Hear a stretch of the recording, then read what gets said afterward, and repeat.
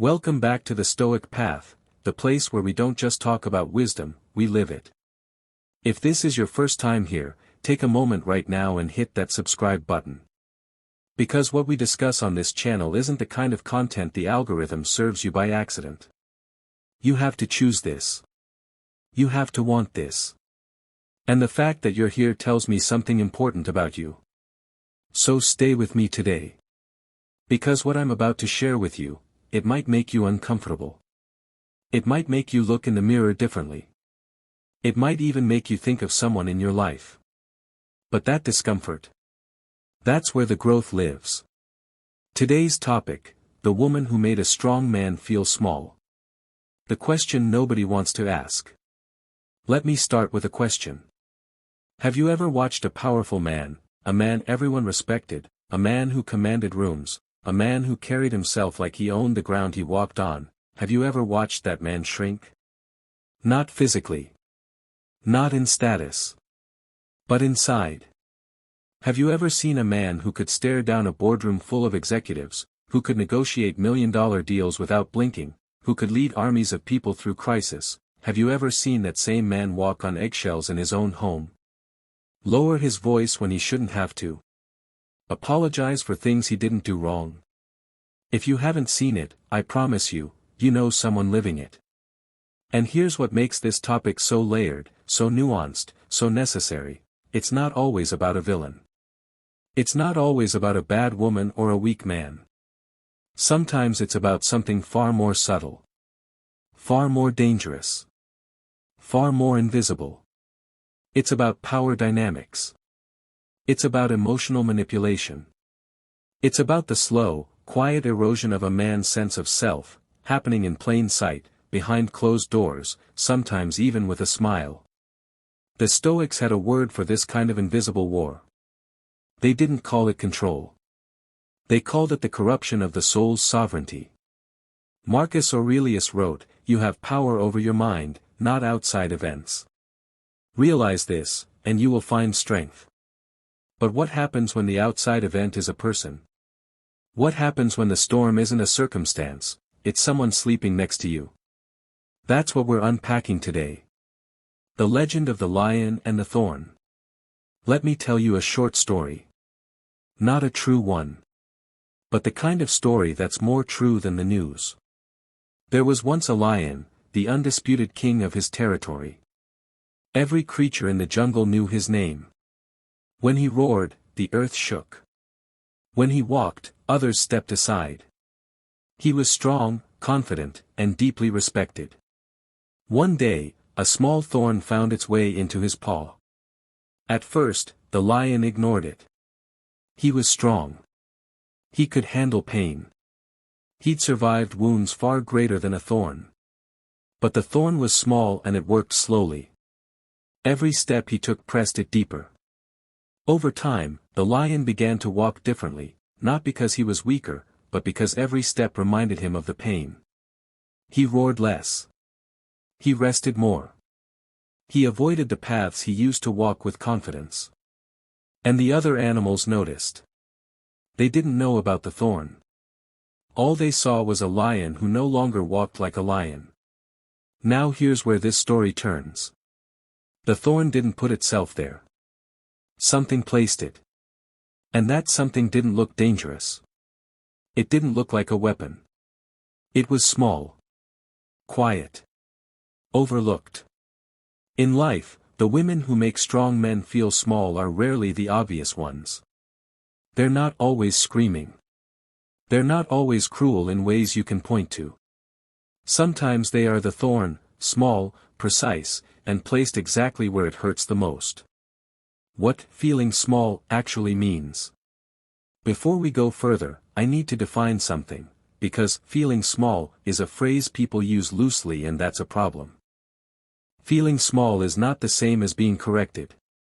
A woman who tells her partner the truth, even hard truth, is not making him feel small. She's being honest. And honesty, even when it stings, is an act of respect. Feeling small is not the same as being challenged. A woman who pushes her partner to grow, to do better, to be more, that's not shrinking him. That's investing in him. Feeling small is not the same as accountability. A woman who holds her partner to standards she herself upholds, that's integrity. So what is it? Feeling small is when a man's identity, confidence, and sense of worth are systematically targeted. When his opinions are ridiculed, not debated. When his decisions are undermined, not discussed. When his emotions are weaponized against him. When who he is, not what he does, becomes the problem. There's a difference between a woman saying, "That decision hurt me and here's why," and a woman saying, "You always do this because you're selfish and you'll never change." One addresses behavior. The other attacks character. The Stoic philosopher Epictetus, a man who was literally a slave before he became one of the greatest minds in history, said this: "It's not what happens to you, but how you react to it that matters." But I want to go deeper than that today. Because before we can talk about reaction, we need to talk about recognition. You can't respond wisely to something you haven't yet named. So let's name it. The 5 faces of the woman who makes a strong man feel small. Face 1, the comparer. There's a woman I'll call Maya. Not her real name, but her real story, told to me by a man I'll call David. David was an architect. He'd built his career from nothing, worked nights, took loans, sacrificed years. By the time he was 38, he was running his own firm. His work had been featured in 3 national publications. His employees respected him. His clients trusted him. But at home? At home, he was never enough. "My sister's husband just bought a lake house," Maya would say. "Daniel from my office got promoted, again. You know Marcus? He's already invested in 2 properties. Every single week." It wasn't that David wasn't successful. He was incredibly successful. But Maya had mastered the art of moving the goalpost. No matter where David arrived, she would point to somewhere further and say, "Why aren't you there yet?" The comparer doesn't celebrate where you are. The comparer only illuminates where you aren't. And here's the psychological trap: a man who loves a woman starts to see himself through her eyes. If her eyes always see lack, he begins to feel lack. Not because it's real, but because love makes us permeable. The Stoics warned about this. Marcus Aurelius wrote, "Never esteem anything as of advantage to you that will make you break your word or lose your self-respect." Comparison is a thief. But when the thief lives in your house, wears your ring, and sleeps in your bed, the robbery is almost impossible to detect. Face 2, the public diminisher. Now this one is sharp. There's something uniquely devastating about being made to feel small in front of others. I want you to picture this scene. A dinner party. Friends gathered around a table. Laughter in the air. And then, one comment. "Oh, don't ask him, he's hopeless with directions. He thinks he can cook. Tell them what happened last Thanksgiving. You know how he is, always starting things and never finishing them." Everyone laughs. Maybe he laughs too, because what else do? You don't want to be the man who can't take a joke. You don't want to cause a scene. So you smile. You absorb it. And she smiles too. Because she got the laugh. She got the attention. And she got to control the narrative about who you are, in a room full of people whose opinion matters to you. This is not playful teasing. Playful teasing is mutual. Playful teasing doesn't target the core of a man's character, competence, or dignity. What the public diminisher does is perform your inadequacy for an audience. She makes your weakness the entertainment. And over time, the man who used to walk into rooms with his head high starts to feel a low-grade anxiety before social events. Because he never knows what tonight's story will be. A friend of mine, I'll call him Rashid, told me something that has stayed with me for years. He said, "I stopped inviting her to work events. Not because I was hiding anything. But because I never knew which version of me she'd introduce to my colleagues." That sentence broke my heart a little. Phase 3, the emotional accountant. This type is perhaps the most sophisticated. And the hardest to see clearly, because on the surface, she looks like someone who simply has a good memory. The emotional accountant keeps records. Every mistake. Every forgotten anniversary. Every time you said the wrong thing at the wrong moment. Every time you failed to read her mind. Every time you were human. She keeps the ledger. And she audits it, selectively, strategically, always at the moment of maximum impact. You did something kind today. She remembers 2019. You apologized sincerely. She reminds you of the apology you owe from 3 arguments ago. You've grown and changed. She references the man you were before the growth, as evidence of the man you still are. The Stoics believed in the present moment as the only true place of agency. Epictetus taught that dragging the past into every present moment is a form of self-inflicted suffering. But when another person drags your past into your present for you, constantly, deliberately, as a tool, it becomes something else entirely. It becomes a cage. A man living under the weight of a curated record of his worst moments can begin to believe that those moments are all he is. And a man who believes he is only his worst moments. He stops trying to be his best ones. Phase 4, the silent punisher. No words. No argument. Just silence. The door that doesn't quite slam. The answer that's one word too short. The eye contact that never quite arrives. The warmth that disappears without explanation, like the sun going behind a cloud, and you spend the whole day wondering what you did to block it. The silent punisher understands something that loud arguments don't, that uncertainty is more powerful than conflict. When someone yells at you, you know where you stand. You can respond. You can defend. You can engage. But when someone withdraws, strategically, selectively, without explanation, you are left in a fog. And in that fog, most men do something very human. They catastrophize. They assume the worst. They replay every interaction from the last 48 hours trying to find the crime. And then they apologize. For something they don't know they did. In hopes that the warmth returns. And it does, until the next time. I once heard a therapist describe this dynamic as intermittent reinforcement. It's the same psychological mechanism that makes gambling addictive. The unpredictable reward. The uncertain outcome. The hope that this time the lever will pay out. Men caught in this cycle don't feel controlled. They feel confused. And confused men make desperate decisions, including the decision to shrink themselves, to preemptively apologize, to walk on eggshells, just to keep the peace. Just to keep the warmth. That's not love. That's conditioning. Phase 5, the dream underminer. Last one. And this one. This one is the quietest of all. You have a vision. A dream. Something you're building, something you believe in, something that sets your soul on fire at 2 a.m. when the world is asleep. And she doesn't scream at it. She doesn't forbid it. She just doubts it. Consistently. Calmly. In that tone that sounds almost like concern. I just don't want you to get hurt. I mean, it's a nice idea, but realistically. My cousin tried something like that. Didn't end well. I just think you should be more practical.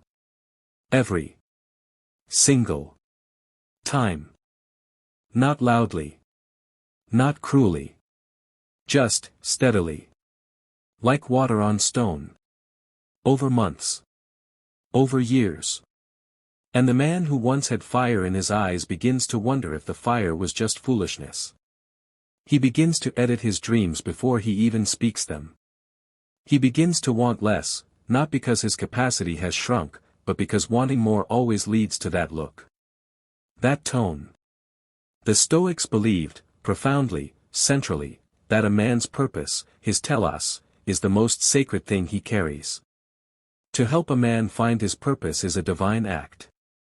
To quietly, systematically extinguish it, that is among the deepest forms of harm one person can do to another. Why strong men are especially vulnerable. Here's the twist that most people miss. Strong men, truly strong men, are often more vulnerable to this kind of erosion. Not less. Why? Because strong men have been taught to endure. They've been taught that discomfort is weakness. That asking for help is vulnerability. That walking away is failure. So when the erosion begins, the strong man does what he always does, he pushes through. He gets tougher. He doubles down. He tells himself, I can handle this. I've handled worse. But there are wounds that strength makes worse. There are battles that endurance loses. And the slow erosion of a man's inner world is one of them. A man can lift 1,000 pounds. But he cannot lift what a strong woman. The woman who made a strong man feel small. We've laid the foundation. We've named the faces. We've begun to pull back the curtain on something that happens in silence, in private, behind the walls of homes that look fine from the outside. We talk about why this happens, what it does to a man's identity over time, how the Stoics teach us to reclaim ourselves, and most importantly, what a man must do when he finally recognizes what's been. Subscribe to the Stoic path. Not for me. For you. Because the man who keeps coming back to wisdom, even when it's uncomfortable, even when it challenges him, that man is building something unshakable inside himself. Trust me. What we're about to discuss builds on a foundation we laid there, and you'll want every brick of it before we go where we're going today. So let's not waste a moment. We named the 5 faces of the woman who makes a strong man feel small. The comparer. The public diminisher. The emotional accountant. The silent punisher. The dream underminer. Today, we go beneath the surface. We ask why. We ask what happens to a man over time. And most importantly, we ask what must he do about it. Because the Stoic path is never just diagnosis. It is always, always, about what comes next. The story of the frog in the water. You've heard the metaphor. A frog placed in boiling water will jump out immediately. But a frog placed in cool water, water that heats slowly, degree by degree, will stay. Will adjust. Will adapt. Until it can no longer move at all. I know it's a metaphor. But I need you to sit with it today, not as biology, but as biography. Because this is exactly what happens to a strong man in the wrong dynamic. It doesn't begin with boiling water. It never does. It begins with something so small you almost laugh at yourself for noticing it.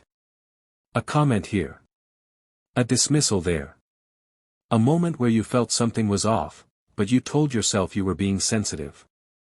You told yourself you were overreacting. You told yourself that strong men don't get rattled by words. And so you adjusted. You turned down the temperature of your reaction. You became more careful. More measured. More quiet. And the water got a little warmer. And you adjusted again. Until one day, sometimes years later, a man looks in the mirror and doesn't fully recognize the person looking back. Not because he aged. Not because life was hard. But because somewhere along the way, in the slow and quiet heat of accumulated diminishment, he stopped being himself. The Stoic philosopher Seneca wrote, "It is not that I am brave enough to face death. It is that I am unwilling to face a life that is not fully mine. A life that is not fully mine." That sentence. Let it sit. Why she does it, the truth nobody talks about. Now here is where this conversation must be honest. Unflinchingly honest. Because if we're going to walk the Stoic path, we cannot afford comfortable lies. The woman who makes a strong man feel small is not always a villain. Sometimes, and I want you to hear this clearly, sometimes, she is a wounded person wielding her wounds like weapons she doesn't even know she's carrying. There is a woman who grew up watching her mother be ignored, dismissed, silenced. And she swore, consciously or not, that she would never be powerless. That she would never be invisible. And so she learned to control. Not because she is evil, but because control was the only safety she ever knew. There is a woman who was betrayed so deeply, so personally, that trust became impossible. And so she monitors. She audits. She keeps the ledger, because the ledger means she will never be caught off guard again. Not because she doesn't love him, but because love, to her, has always arrived with eventual pain. There is a woman who has never been celebrated for her own dreams, so she quietly, unconsciously resents anyone who dares to dream freely. Including the man she shares a bed with. Understanding this does not excuse the behavior. Let me be very clear, explanation is not justification. A wound does not give anyone the right to wound others. Hurt does not license hurting. But understanding why matters. Because a man who understands the why can respond with wisdom instead of just reacting with anger. He can make clear-eyed decisions rather than emotionally driven ones. And sometimes, understanding the why reveals something else entirely. It reveals that this isn't a story of a bad woman. It's a story of two people who need something the other cannot provide. And the most loving, most courageous thing they can do, is face that truth together. What it does to a man over time. Let me paint you a portrait. Not of one man, but of many men I've known, heard from, and walked alongside. A composite. A truth assembled from many lives. He used to have opinions. Strong ones. He'd walk into a conversation ready to defend his perspective, ready to debate, ready to engage. Now he hedges. He qualifies. He says, "I don't know, what do you think?" Not because he's genuinely uncertain, but because certainty used to start arguments. He used to make decisions easily. Now he second-guesses himself, not just with her, but at work. With friends. With himself in the quiet of his own mind. The voice of doubt has been internalized so completely that it no longer sounds like her voice. It sounds like his. He used to laugh loudly. Now his laugh has a slight hesitation in it, a half-second delay while he checks whether this is a moment where laughter is permitted. He used to have friends he'd call just to talk. Now he doesn't, partly because she made comments about them, partly because he doesn't know what version of his life to describe. The real one feels too complicated. The edited one feels like a lie. He has become smaller. And the worst part, the part that breaks my heart when I think about it, is that he has been so gradually, so expertly reshaped that he thinks this is just who he is now. He thinks this is just maturity. Just life. Just what happens when you grow up and settle down. He has forgotten that he was ever a different man. The Stoics called this the corruption of hegemonikon, the ruling faculty, the inner citadel of the self. Marcus Aurelius said, "The impediment to action advances action. What stands in the way becomes the way." But what if the impediment has convinced you that there is no way? What if the impediment has made you forget there was ever a road to walk? That is the deepest damage. Not the sadness. Not the silence. But the forgetting. The moment of recognition. There is always a moment. Always. For some men it comes suddenly, like a light switched on in a dark room. A conversation with an old friend who says, "Man, you seem different. You used to be so." And trails off. And in that trailing off, the man hears everything. For some men it comes in private, alone in a car, or standing in a shower, or sitting in a meeting where someone genuinely asks for his opinion and he realizes, with a start, that he cannot remember the last time someone asked and actually waited for his answer. For some men it comes through reading. Through a podcast. Through a late-night rabbit hole that somehow lands them exactly where they needed to land. However it arrives, the moment of recognition is sacred. Because it is the first breath of a man waking up. And the question that follows it is the most important question he will ever ask himself. Now that I see it, what am I going to do? What the Stoics teach us about reclaiming yourself. This is the heart of everything. This is why we are on the Stoic path and not just any path. Because the Stoics didn't just diagnose the problem. They prescribed the remedy. And the remedy, as always, begins not out there in the world, but in here. In the inner citadel. Lesson 1, name what you have lost. Marcus Aurelius kept a journal. Not for publication. Not for posterity. For himself. A private record of his inner life, his failures, his struggles, his questions, his ideals. The first act of reclamation is naming. A man cannot reclaim what he has not acknowledged losing. So, in private, on paper, in his own words, a man must sit with the honest inventory of himself. What did I used to believe that I no longer say out loud? What dreams have I quietly abandoned? Where did I stop trusting my own instincts? When did my laugh become hesitant? This is not self-pity. This is self-archaeology. Digging through the layers to find the original man still buried underneath. Lesson 2, reclaim the dichotomy of control. Epictetus, the freed slave who became a philosopher, built his entire teaching on one foundational principle. There are things within our control, and things that are not. Our opinions, our desires, our responses, these are ours. Everything outside that, other people's behavior, their opinions of us, their choices, these are not ours.